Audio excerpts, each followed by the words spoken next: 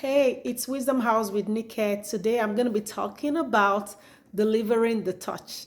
I like to play with words, so I'm excited about this title.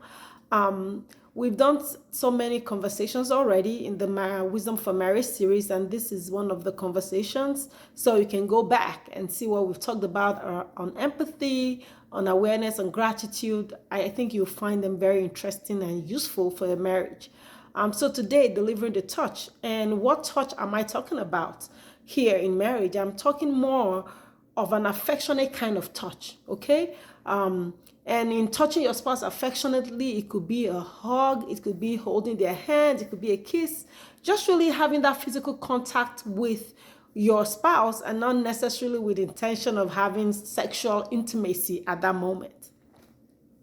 Before I go more into this title, I want to talk about the importance. Why should we touch? What does touching your spouse do? I'm going to go scientific a little on this one. So when you touch your spouse, okay, there is something called the love hormone. It's called oxytocin. It's released in the brain when there is a touch. And that's the hormone that makes you feel you're in love, okay?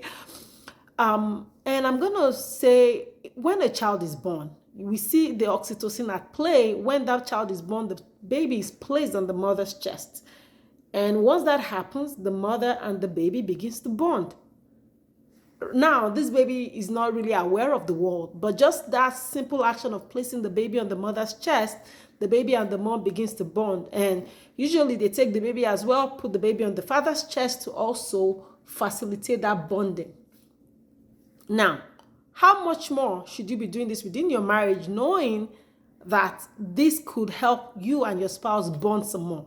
So yes, embracing your spouse, holding your spouse facilitates bonding of both of you. Another thing touching your spouse does is that it communicates to your spouse. For example, when you open your arms for an embrace, you're telling your spouse that I am a safe space. And when your spouse walks into that embrace, they tell you that is a communication for you to know that they find you a safe space and they can be vulnerable with you. So just by those actions, touching each other, holding each other, you're communicating without words that you want to be the person they can trust, you can be trusted, and you are a safe space and they can feel vulnerable with you.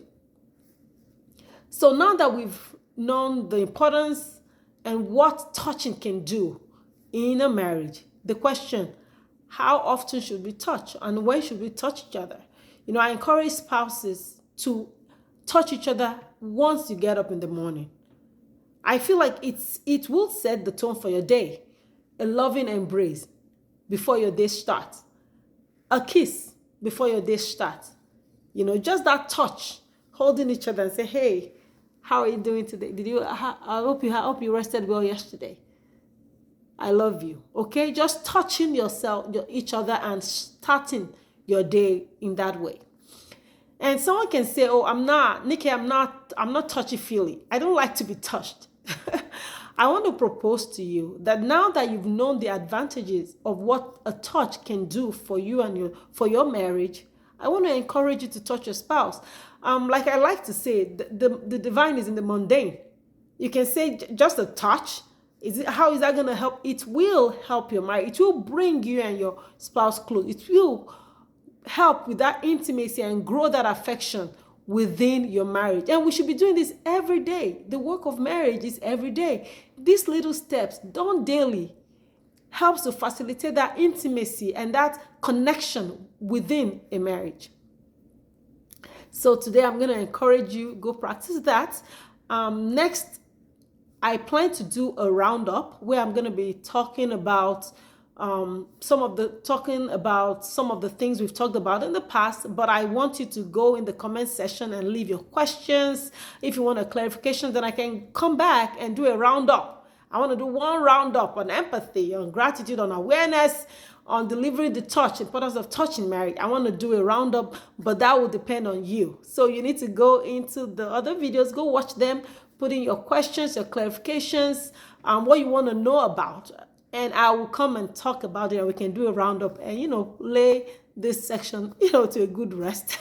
So, what am I saying today? Go deliver that touch.